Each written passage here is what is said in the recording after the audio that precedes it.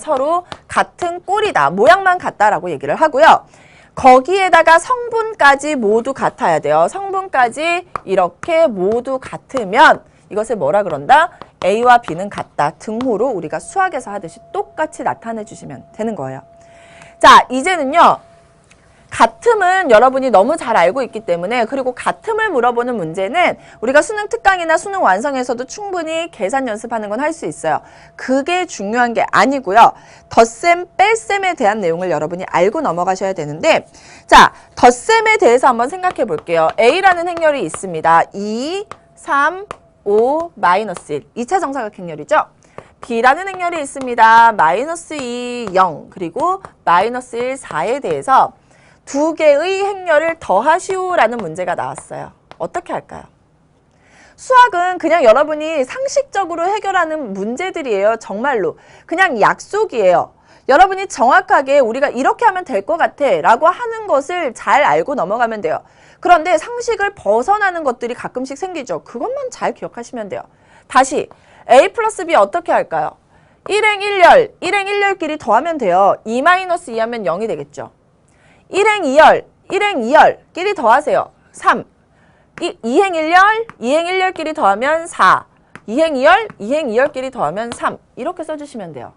완전 쉽죠?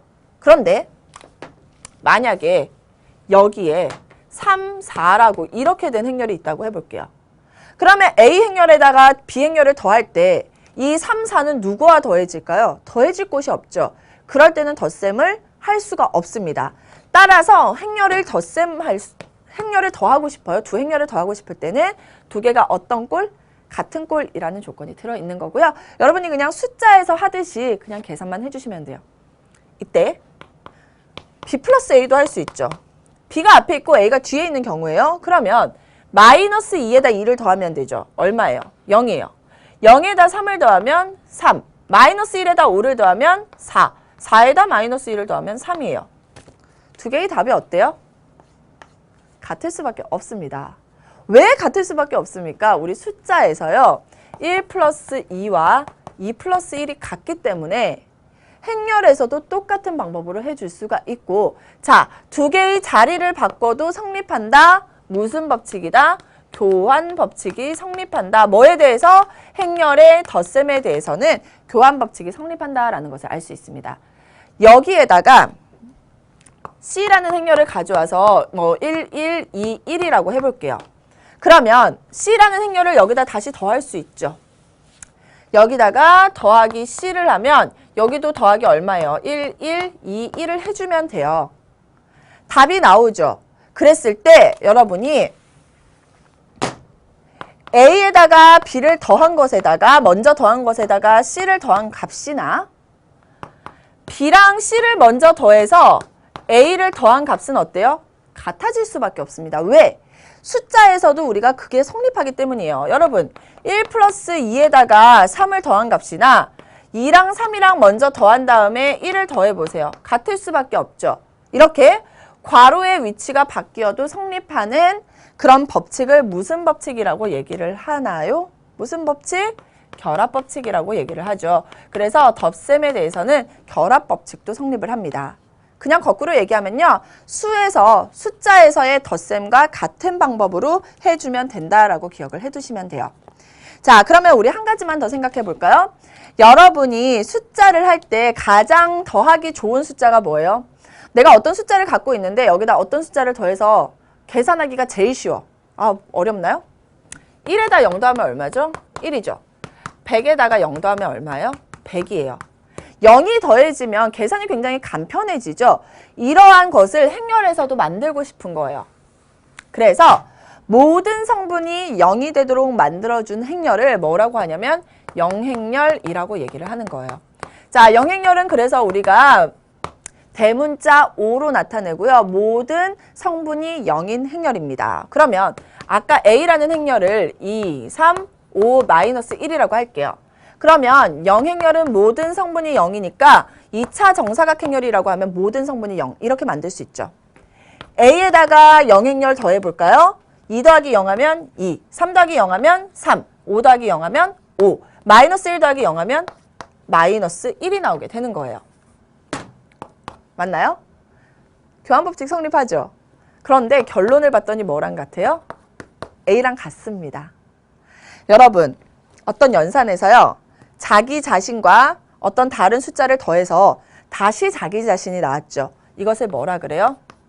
항상 답이 같게 나온다. 항등원이라고 얘기를 해요. 그래서 영행렬은요. 행렬의 덧셈에 대한 항등원이다 라고 기억을 해두시면 돼요.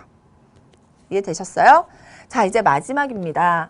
여러분, 모든 A라는 행렬의 모든 성분에다가요. 모든 성분에 다 부호를 바꿔볼게요. 그러면 마이너스 2, 마이너스 3, 5 그리고 여기는 1이 되겠죠. 이것을 약속합니다. 뭐라고? 마이너스 A라는 행렬로. 몽땅 다 공평하게 부호를 바꿔줬으니까 이름도 마이너스를 붙여주는 거예요. 두 개 더 해볼까요? A 플러스 마이너스 A 해볼까요? 2 마이너스 2 하면 0, 3 마이너스 3 하면 0, 5 여기도 부호 바꿔야 되죠? 마이너스 5네요. 두 개 더하면 0. 마이너스 1 플러스 1 하면 0이 나와요. 뭐가 나오죠? 영행렬이 나오게 되는 겁니다. 어떤 숫자에서요. 그 숫자와 다른 숫자를 더해서 아까 영행렬이 뭐였습니까? 항등원이라고 얘기했죠. 항등원이 나오도록 하는 그 숫자, 그 새로운 숫자를 뭐라 그래요? A의 무슨 셈, 덧셈을 했죠. 에 관한 여권이라고 얘기를 하죠. 그래서 여러분이 이런 개념들도 좀 알고 넘어가시는 게 좋습니다. 자, 뺄셈과 같은 것도 다 우리가 그냥 수에서 했던 것과 똑같기 때문에 여러분이 덧셈과 뺄셈에 대해서는 정말 자유자재로 여러분이 하고 싶은 대로 계산을 해주시면 돼요. 자, 지금까지 배웠던 내용들 우리 한 번만 더 정리하겠습니다. 같이 보면서 정리하고 문제 한번 풀어보도록 할게요. 자, 서로 같은 꼴에 대해서만 우리가 얘기를 해줄 수가 있다. 같은 꼴에 대해서 덧셈을 하는 거예요. 덧셈을 한다라는 것은 대응하는 각 성분의 합을 다 새로운 성분으로 하는 행렬이다 라고 얘기를 해주고 우리 연습해 봤습니다. 자, 여기에서 이제 중요한 것 하나하나 여러분이 정리하고 넘어가셔야 돼요. 덧셈에 대해서는 교환법칙과 결합법칙이 성립한다. 교환법칙 두 개를 바꿔줘도 성립하는 법칙이에요. 숫자에서도 우리는 교환법칙이 성립함을 알고 있습니다. 결합법칙이죠. 괄호의 위치가 바뀌어도 답이 같아지는 것을 결합법칙이다 라고 얘기를 해요. 곱셈에 대해서 될까요? 집에 가서 숫자로 한번 해보세요. 뺄셈에 대해서 될까요? 나눗셈에 대해서 될까요? 이런 것들을 생각을 하다 보면 여러분이 사고력이 확장이 되거든요. 교환법칙 마찬가지입니다. 빼기 했을 때 될까? 항상 예를 들어서 생각하시면 돼요. 될까요? 1 빼기 2랑 2 빼기 1이랑 같아요? 마이너스 1이고 1이니까 다르죠. 그래서 뺄셈에 대해서는 교환법칙이 성립하지 않습니다. 이런 식으로 여러분이 물론 심심하지는 않겠지만 심심할 때 이런 생각들을 조금씩 하다 보면 수학적인 사고력이 조금은 확장이 될 수 있을 거예요. 그렇게 한 번씩 생각을 해보시고요. 자, 그러면 영행렬 또 가볼게요. 자, 영행렬이라는 것은 별거 없습니다. 행렬의 성분이 모두 0인 행렬입니다. 모두 0인 행렬을 영행렬이라고 얘기를 하고 대문자 O로 나타내는 거고요. 마이너스 A다라는 것은 행렬 A의 모든 성분의 뭐를 부호를 바꾸어 놓은 것을 마이너스 A다라고 약속을 하는 겁니다. 이때 영행렬은 행렬의 덧셈에 대한 뭐다? 항등원입니다. 항등원의 의미는 어떤 행렬과 항등원을 더했어요.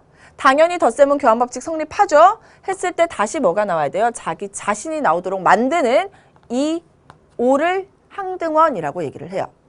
자, A의 덧셈에 대한 여권이라는 것은 마이너스 A가 바로 그 역할을 하는데 두 개를 더해서 다시 뭐가 나와야 돼요? 항등원이 나오도록 하는 그 마이너스 A를 우리가 A의 덧셈에 대한 여권이다 라고 얘기를 해요.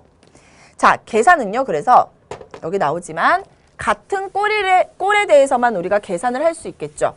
같은 꼴의 두 행렬 A, B에 대해서 뺄셈도 마찬가지입니다.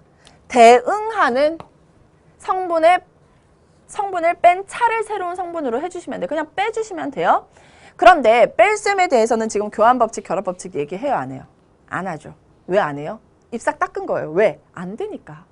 덧셈에 대해서만 교환법칙, 결합법칙이 성립한다라고 기억하시면 돼요. 다음, 행렬의 계산은요. 그냥 여러분이 수학에서 하듯이 숫자에서 하듯이 자유자재로 해주시면 돼요. 여러분이 예를 들어 x 플러스 1은 3이죠. 그러면 x 얼마 됩니까? 3 마이너스 1 해서 2가 되잖아요. 마찬가지예요. x 플러스 a가 b죠. 그러면 x는 b 마이너스 a로 쓴다라는 거예요. 그냥 숫자에서 하듯이 우리의 목표가 생기면 그 목표에 대해서 정리를 해주시면 됩니다.